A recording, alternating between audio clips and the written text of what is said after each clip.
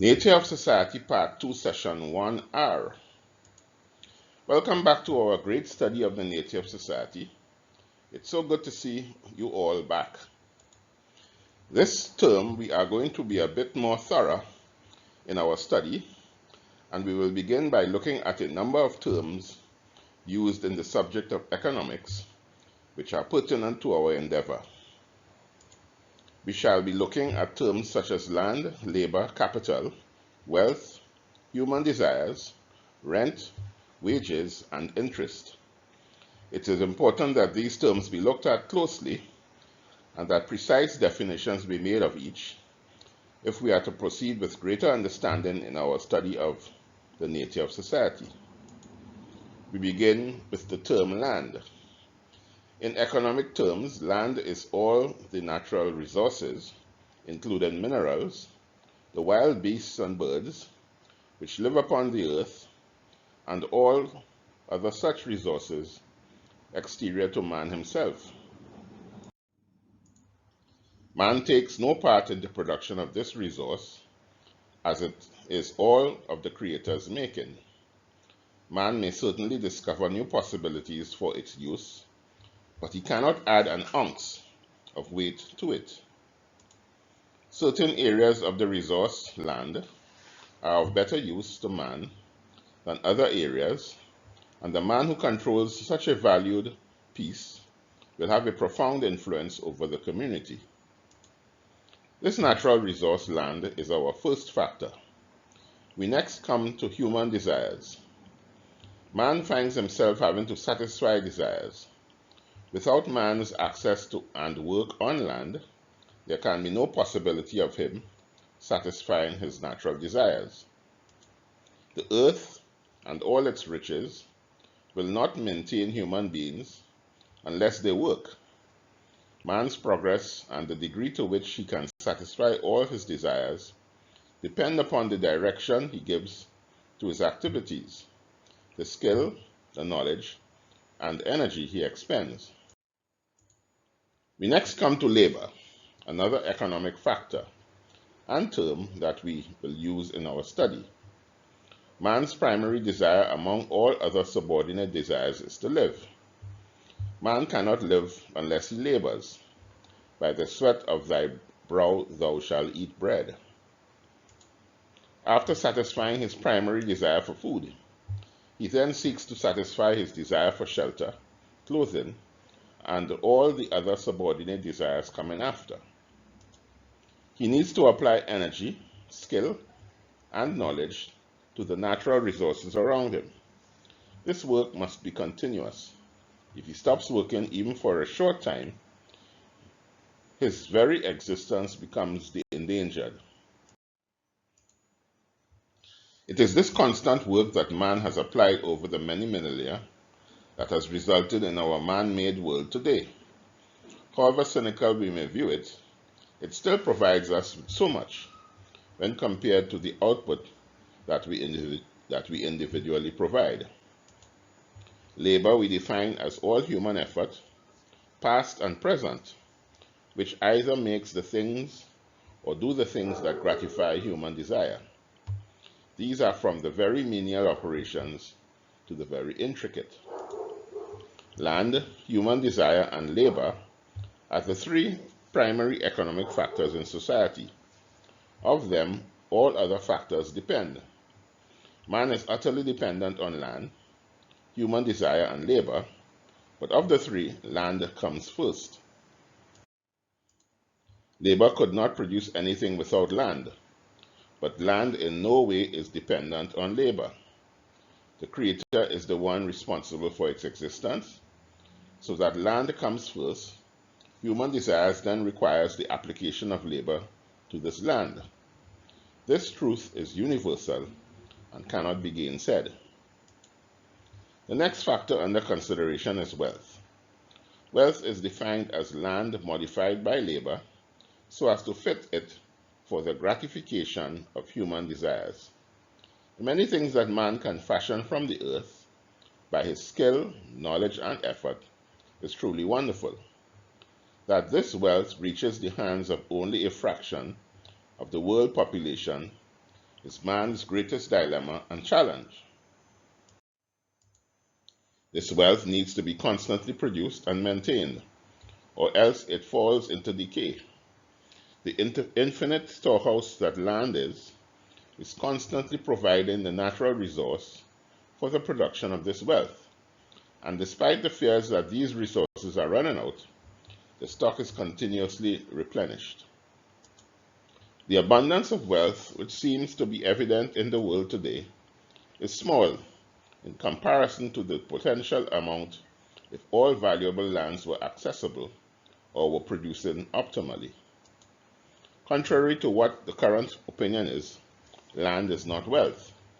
Wealth has to be produced, and it must satisfy desire. When financial institutions use land as wealth collateral, this is one of the main reasons that industrial recessions and depressions result.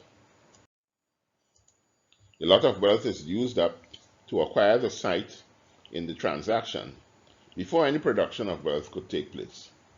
When the price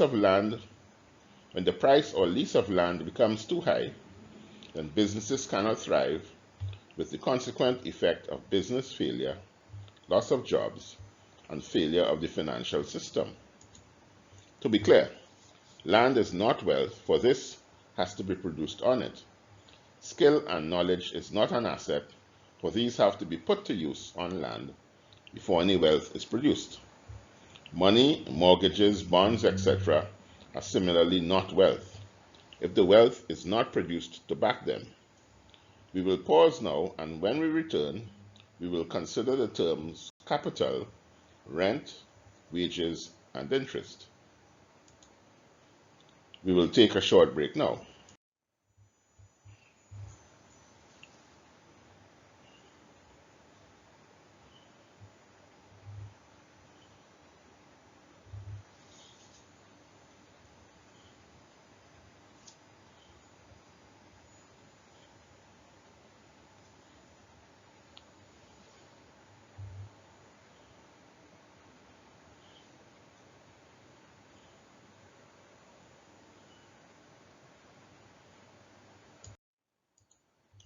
Not all wealth is made so that it may gratify human desire.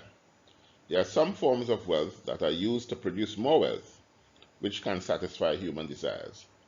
An example of this is the use of machines, factory shells, or any such intermediate devices that are used for final production of wealth items.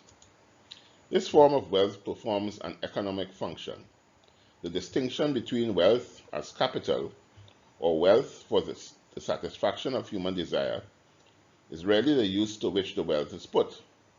A vehicle such as a car could be used for pleasure, in which case it would be wealth, or it could be used to conduct company business, in which case it would be capital.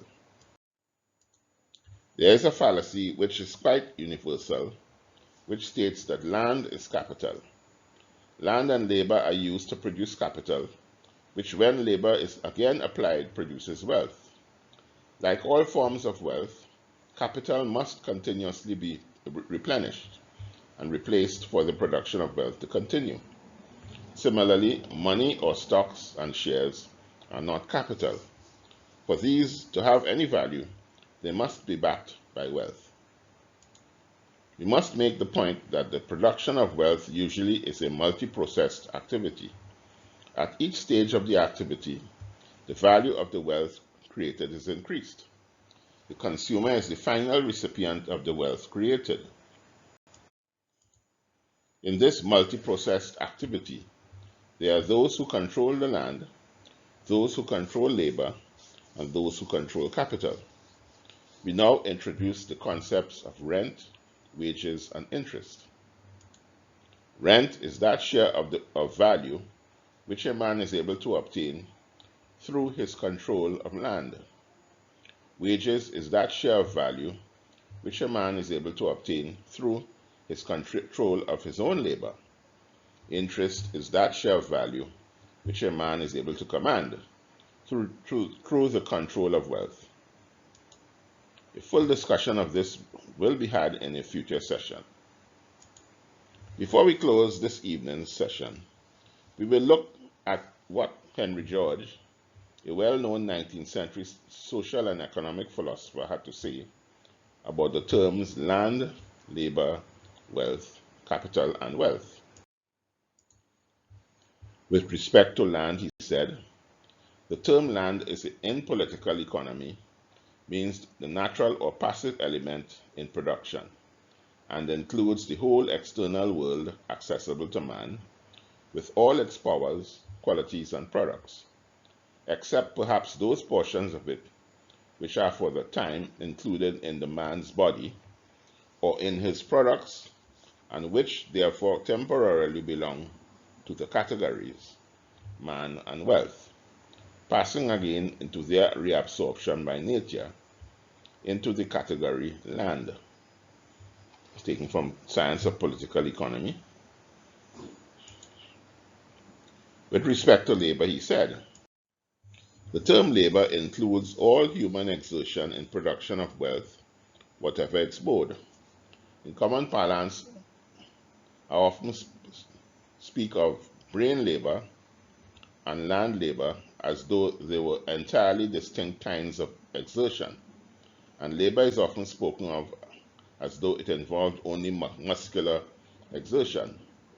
But in reality, any form of labor, that is to say, any form of human exertion in the production of wealth above that which cattle may be applied to doing, requires the human brain as truly as the human land, and would be impossible without the exercise of mental faculties on the part of the laborer. Labor, in fact, is only physical in external form. In its origin, it is mental, or on strict analysis, spiritual. So this again is taken from Science of Political Economy. Capital, which is not in itself a distinguishable element, but which it must always be kept in mind, consists of wealth applied to the aid of labor in further production, is not a primary factor. There can be production without it, and there must have been production without it, or it could not in the first place have appeared. It is a secondary and compound factor, coming after and resulting from the union of labor and land in the production of wealth. It is in essence labor raised by a second union with land to a third or higher power, but it is to civilized life so necessary and important as to be rightfully accorded in political economy the place of a third factor of production, taken again from the Science of Political Economy. Here is what he had to say about wealth. Wealth is not the sole object of labor, for labor is also expended in ministering directly to desire, but it is the object and result of what we call productive labor. That is, labor which gives value to material things. Nothing which nature supplies to man without his labor is wealth, nor yet does the expenditure of labor result in wealth unless there is a tangible product which has and retains the power of ministering to desire, taken from Progress and Poverty. Next week, we will examine the issue as to whether poverty is inevitable. Before we end, I would like again to let you attendees know that Unsustainable Development is an educational offering devoted to the dissemination of its cause to all of mankind and to those who have the English language as their official language in the first instance, and to all eventually all over the world. To make this possible, and because we do not charge a fee for this dissemination, we rely wholeheartedly on monetary donations to meet the cost of achieving these goals. If you have found these sessions useful thus far and would like others to have access to them, we would gratefully accept your donations should you be inclined to offer them. You can send donations to our PayPal account at the email address nigelgittins@gmail.com. Thank you for your kind gesture.